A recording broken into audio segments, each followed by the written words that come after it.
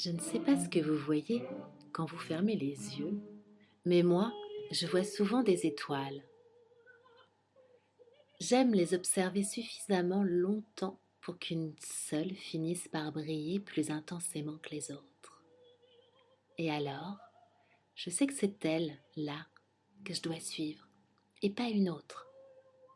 Elle me guide à l'intérieur de moi, comme l'étoile du berger. Longtemps, j'ai cru que l'intérieur de moi ressemblait à une petite ville, avec des habitants qui circulaient pour permettre à mon corps de fonctionner. Et puis, à mesure que je grandissais, la petite ville est devenue une grande ville et même tout un pays.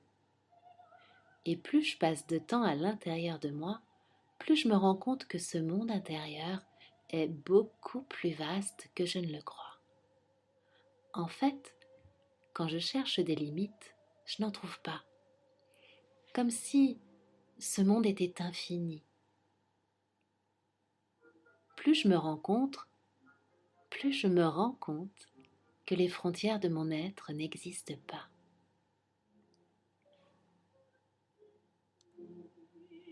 C'est une étrange sensation de savoir que le corps que j'ai est comme une barrière autour de ma maison.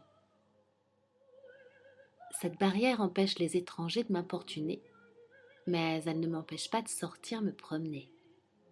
Le terrain a beau rester au même endroit, moi, je peux toujours m'en aller. Toute ma vie, j'ai cru être cloîtrée dans cette jolie propriété. Je me rends compte, en fait, que je suis copropriétaire de l'univers. Je peux être partout à la fois, rien qu'avec ma pensée, et rejoindre ainsi à tout moment les personnes aimées. Vivre dans un monde sans limite, c'est savoir qu'il n'y a pas de fin. Il n'y a que des débuts d'autres choses.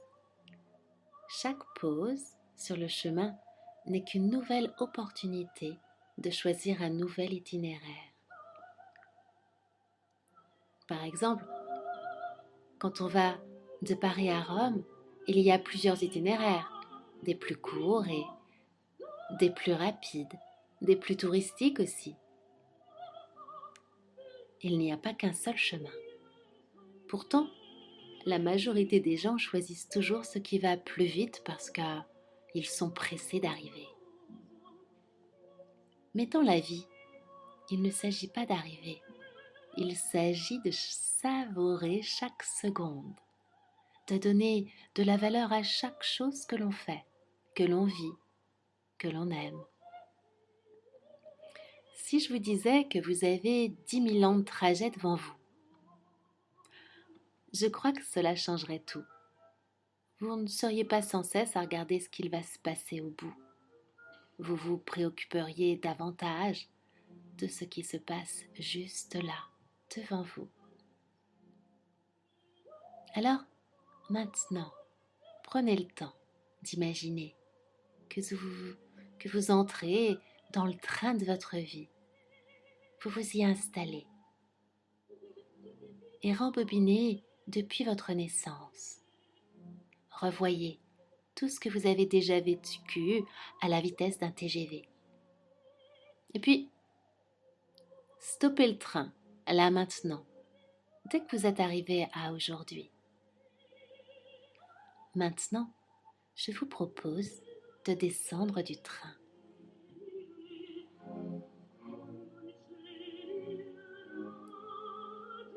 Et d'apprécier la vie à très petite vitesse, en savourant chaque heure, chaque minute, chaque seconde.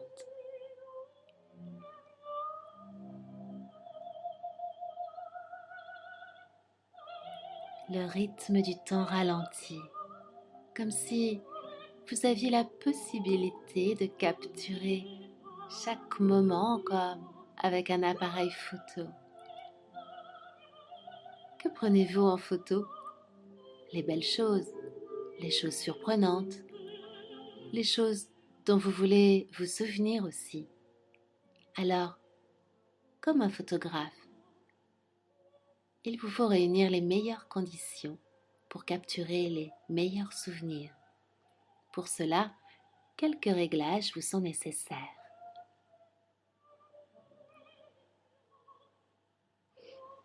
Alors peut-être pouvez-vous écouter ma voix, ou la voix que vous entendez là, derrière, ou ma voix, ou la voix derrière, ou ma voix, comme si elle était calmante. Une perfusion de bien-être s'écoule de goutte en goutte, mot après mot, vocalise après vocalise. C'est comme si chaque phrase prononcée avait le pouvoir de guérir chaque cellule de votre corps. Comme si chaque histoire était l'antidote à chaque douleur. L'histoire d'une couleur a souvent la même origine, alors lorsque l'on trouve sa source, c'est une fontaine de bien-être qui jaillit. Bien sûr, avant de trouver la raison, il faut vivre la chose pour découvrir qu'il y a un problème. On ne peut pas savoir que le pneu est crevé tant qu'il n'est pas dégonflé. Il faut un certain temps entre la raison et la prise de conscience. Comme le temps nécessaire d'envoyer un télégramme à l'autre bout de la terre. Les pigeons sont de très bons messagers. Le corps, lui, a une autre manière de communiquer. Mais il est un conseiller très fidèle qui tente souvent de nous alerter. Bien sûr, souvent les gens font la guerre à leur corps, comme s'ils étaient l'ennemi qui vient les faire souffrir alors qu'il est l'ami qui les prévient.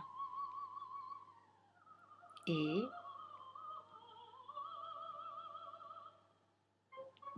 alors que la perfusion de confort se répand déjà maintenant dans vos veines, le bien-être se propage comme un rire communicatif. Vous savez, un fou rire qui ne se contrôle pas et qui fait un bien fou. Chacun rit parce que celui d'à côté rit et à la fin on ne sait même plus pourquoi on rit.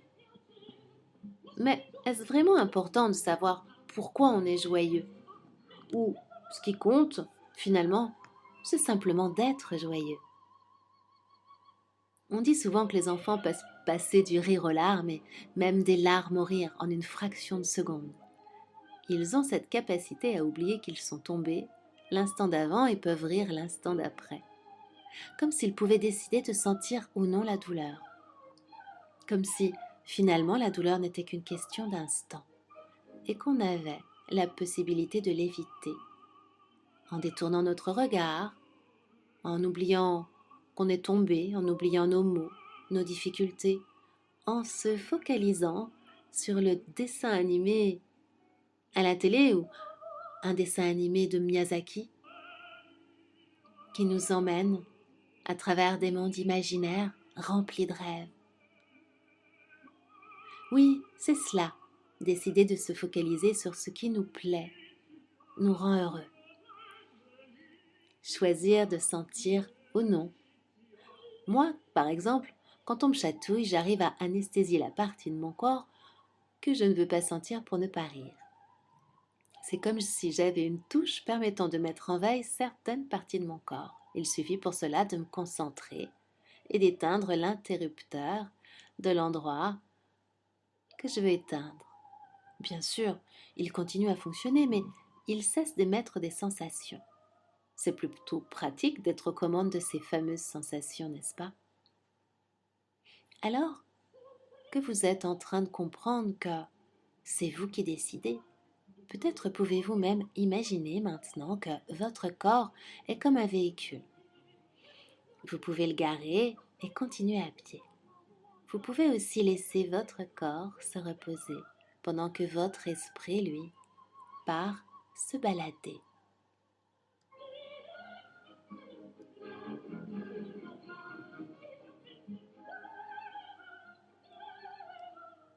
C'est ce qu'on appelle la dissociation.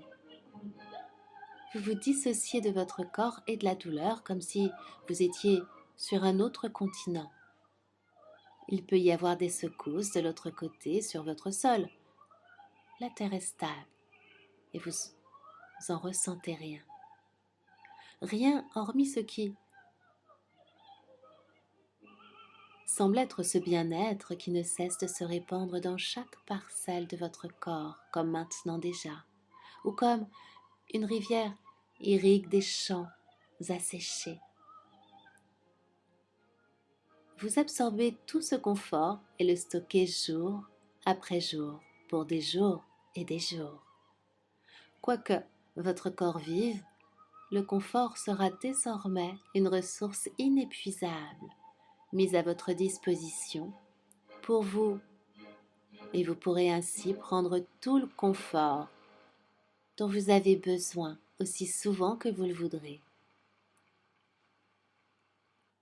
Et je vous propose là, maintenant, d'imaginer que vos cellules se réparent petit à petit et d'imaginer, oui, ces bombardiers là qui relâchent tous les toxiques maintenant. C'est leucocytes qui se débarrassent, ouais, naturellement de tout ce qui les remplissait. Tout ce qui était nocif maintenant s'en va, s'échappe naturellement et assèche.